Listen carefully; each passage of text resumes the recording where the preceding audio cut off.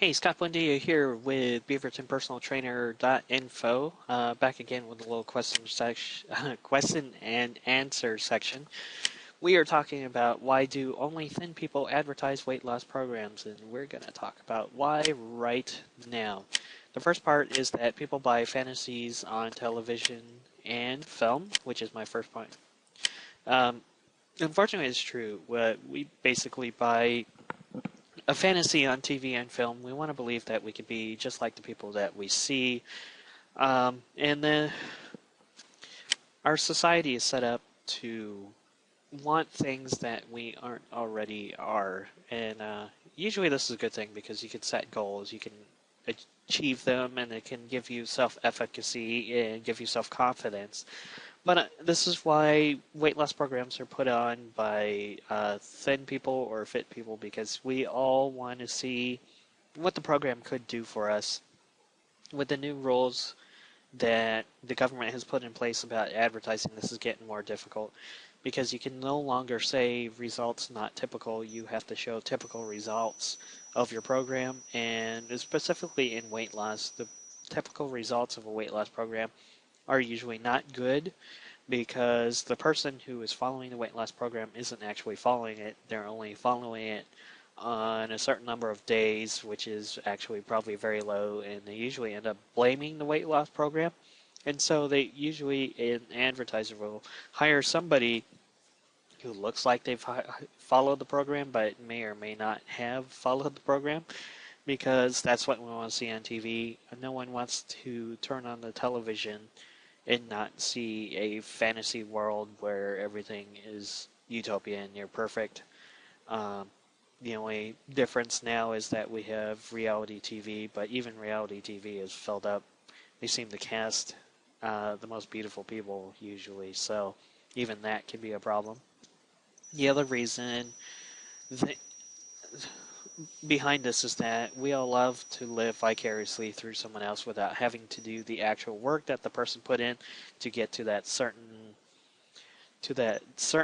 level that they have, and our lives are just not as exciting. So we just generally like to live vicariously through other people.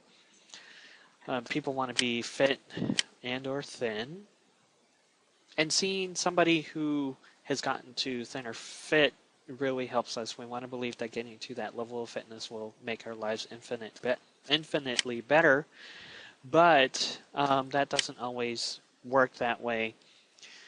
Fitness, for example, if I'm playing a role-playing game and I get a new skill, I'm not going to encounter that skill all the time. Like, say, I'm playing some weird game and have a mechanic skill. That skill is only going to come up when I have to repair something. It's not going to come up if I'm fighting something or anything like that.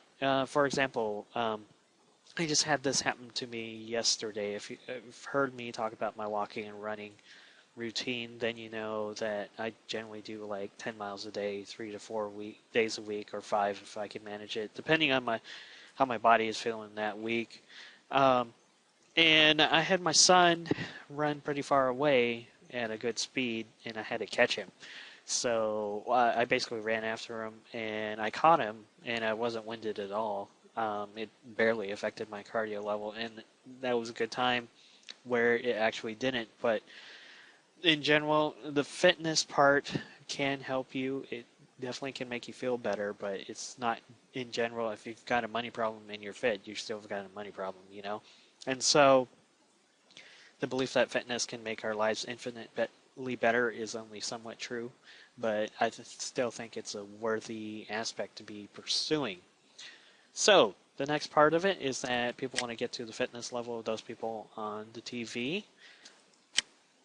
And we've already talked about this, but it's the belief that your life will get better when you're more fit, which is actually true because you'll be able to do more things. Probably fitness is one of those things where it has dividends and results where you'll be able to lift more stuff, move more stuff, you'll feel better, you'll look better, and all that. But again, you know, if you got a money problem, you're still going to have a money problem after you're fit, but that shouldn't stop you from getting fit. I'm just saying, playing devil advocate there. And I've also mentioned you'll look better and you'll feel better So why do thin people usually advertise weight loss programs? Is because we want them to be honest. We want them to be the fantasy that we want to be in our own lives, and whether that's good or not is, it's out of our hands. It's just the way our society works. So this is Scott Buendia with beavertonpersonaltrainer.info, and I will talk to you again later.